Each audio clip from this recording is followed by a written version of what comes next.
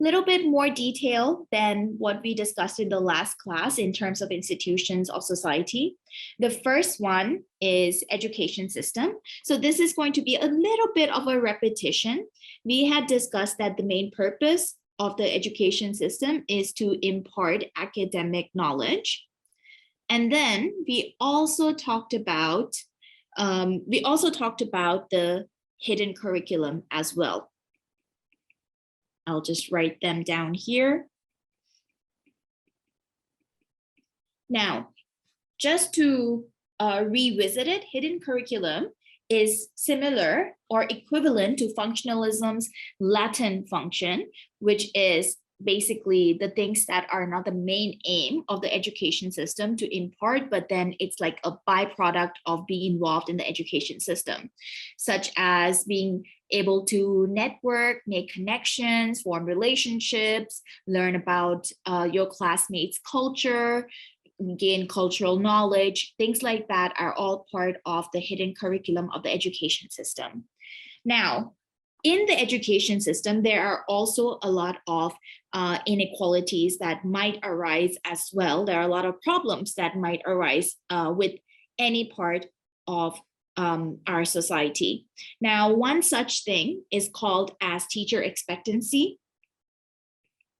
Teacher expectancy is just like the English word, when there is expectations from the teacher. Now, I'll give you an example here, how teacher expectancy can lead to unfair treatment.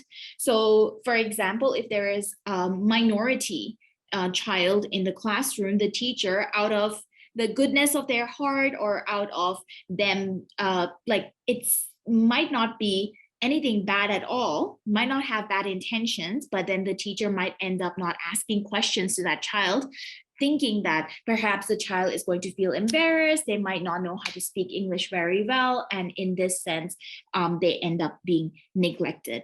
And so they also might end up feeling like the teacher doesn't ask me any questions anyway, so I don't really have to pay attention in class. I can just slack off, and the teacher, it will not make any difference.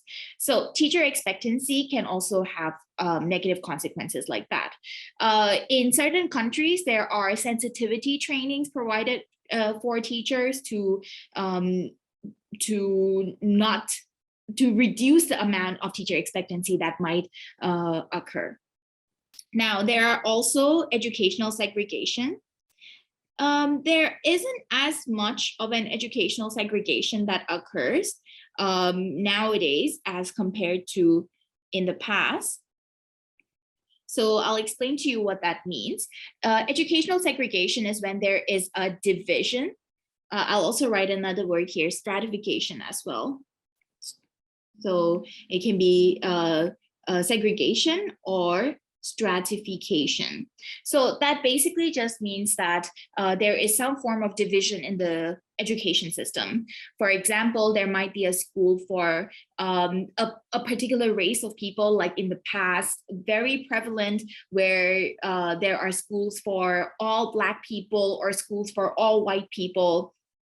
And that is definitely probably one of the very clear examples of educational segregation. However, nowadays, there are still divisions that occur in society in terms of educational segregation, but it's not that prevalent anymore. So in Thailand itself, we have something like an all-girls school or all-boys school. So that would also be kind of a form of segregation as well, but not as prevalent as it used to be. Now, moving on to the family unit.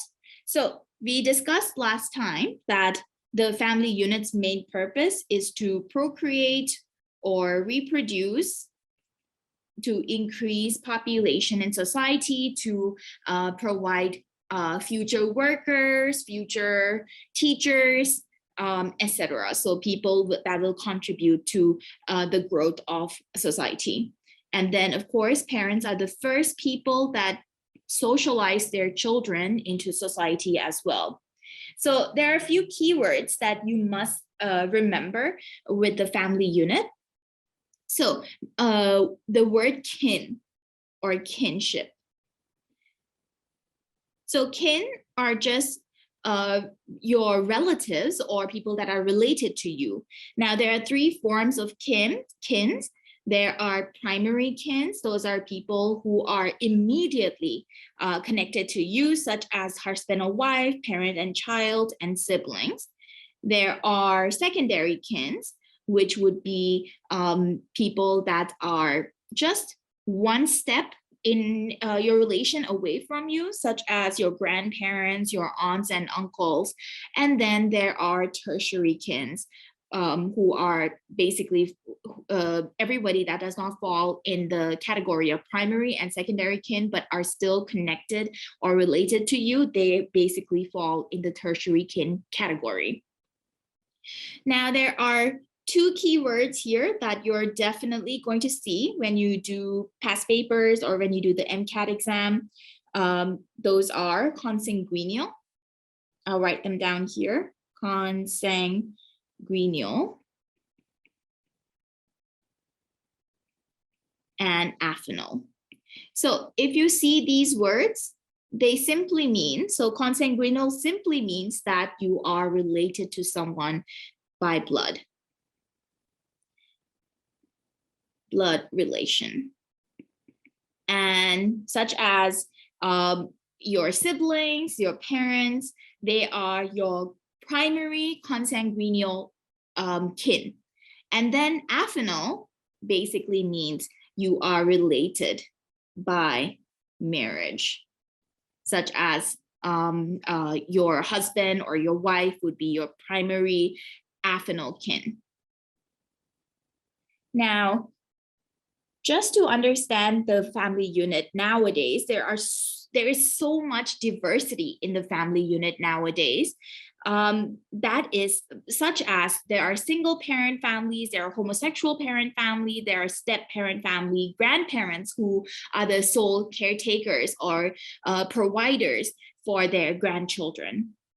Now, the reason that there is so much diversity in the family form nowadays is because marriages are can be done so quickly. It doesn't take that long anymore as perhaps maybe the paperwork used to take in the past, and divorces are as easily attained as marriages, or at least not as difficult as they were in the past.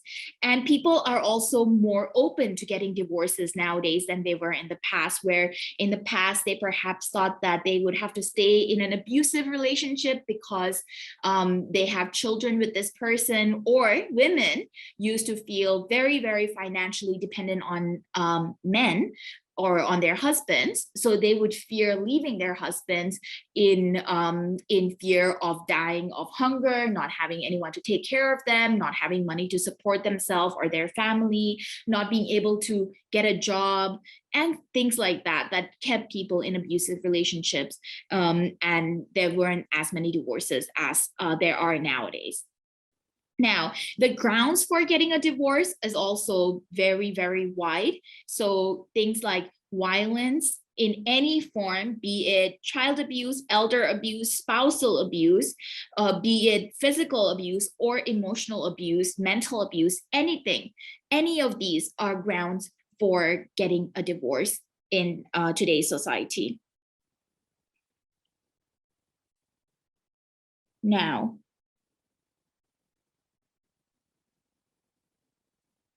let me just give you a few more keywords for the family unit. I will write them down here. So nowadays, the type of family units that we can see are nuclear family, whereby a family that just lives with a very small family, whereby there are only the mother, father, and the children that live together. Then there is the extended family form,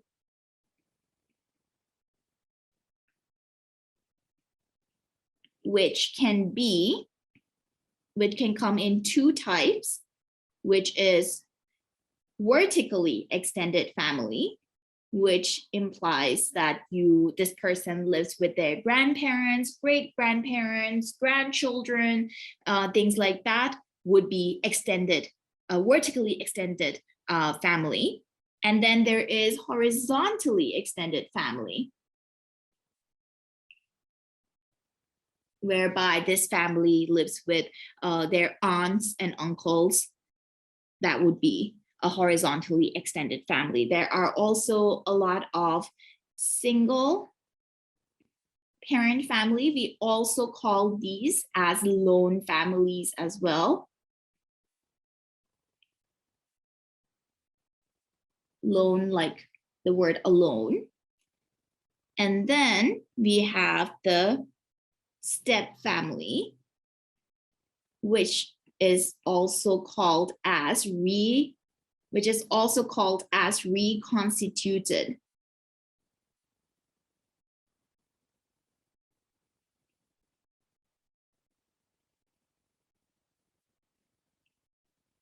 So these are the different family forms that is very, it's very diverse nowadays.